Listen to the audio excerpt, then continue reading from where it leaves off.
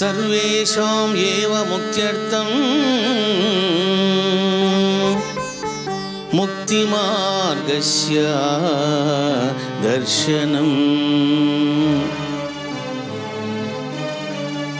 ముక్తి మార్గస్య దర్శనం అంటే మోక్షము ఎలా కలుగుతుంది అని పార్వతీదేవి ప్రశ్నించడం జరిగింది.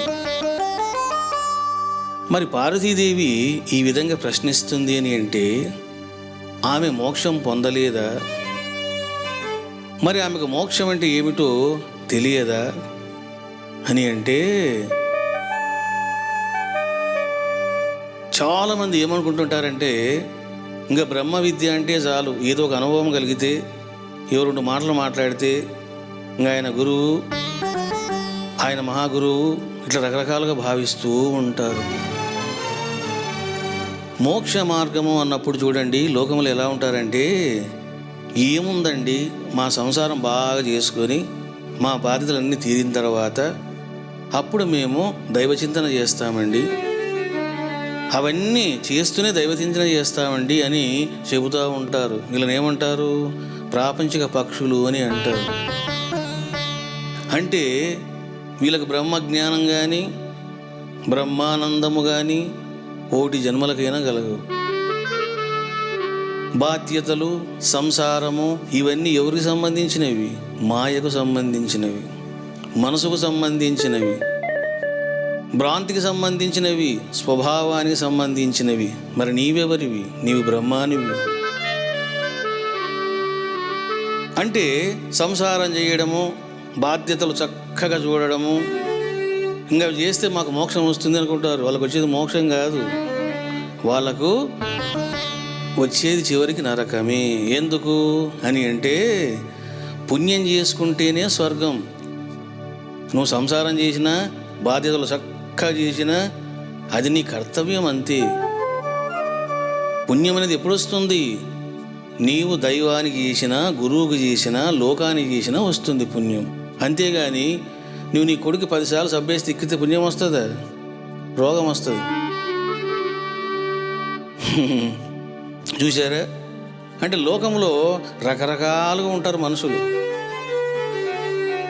మనం వింటూ ఉంటాం కూడా, ఏమిటోనండి ధ్యానాదులు, పొద్దున్న లేస్తేనే టిఫిన్ తినకుండగా, పతిదేవునికి ఇడ్లీ పెట్టకుండగా ఏమిటండి ధ్యానం అంటూ ఉంటారు. సరిపోయింది. ఇక రెండవది ఏదో పూజలు చేయడం. ఇంకా పూజలు చేసి చేసి చేసి చేసి మాకు మోక్షం వచ్చేసిందండి, ఇంక వెళ్ళిపోతాను 2 ఏళ్లలో. ఏంటి నీకు వచ్చేది? నీకు వచ్చింది మోక్షం కాదు, నీకు అలసిపోతున్నావు అంతే. పూజలు అన్నవి సింపుల్గా ఉండాలంతే, ధ్యానం ఎక్కువగా ఉండాలి. ఇప్పుడు ఈరోజు అమ్మవారి కార్యక్రమం పెట్టుకున్నాం. ఎంతసేపు చేసాం పూజలు? బ్రాహ్మణుడు చెప్పిన ఎగ్జాక్ట్గా 40 నిమిషాలు అయిపోలా అని. నువ్వు ఎక్కువ చదవమాక, only 40 minutes I will give time. 40 నిమిషాలు కంప్లీట్ చేసి మ్యాక్సిమం 1 hour. అంటే ఏమిటిది? అక్కడ కూర్చొని నేను ధ్యానం చేస్తుంటేనే ఆ ప్రాణశక్తి అమ్మవారి విగ్రహంలోని సహజంగా వెళ్ళిపోయి అమ్మ సాక్షాత్కారంగా ఉంటుంది ఎప్పుడు. ఇవన్నీ ఎవరికి అర్థమవుతాయి? ఎవ్వరికి అర్థం కావు.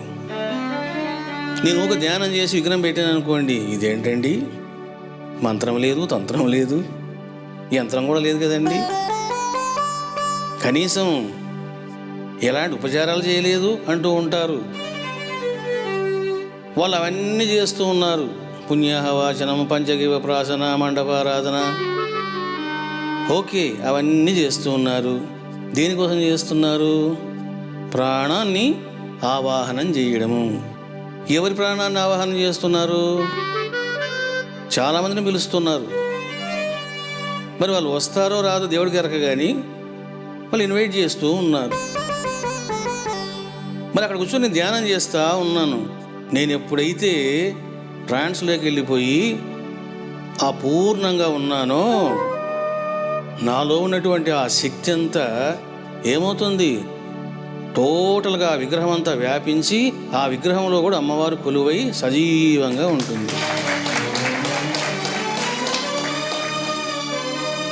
పసుపు రాసేంత వరకే నేను పసుపు రాసానా అమ్మ తీసేసుకుంటుంది, రానైనా అని చెప్పేసి.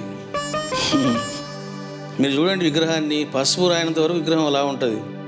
పసుపు రాశానా మొత్తం విగ్రహం మారిపోతుంది. అంటే మొత్తం అన్ని కళలు సంప్రాప్తం అవుతాయి. చూశారా?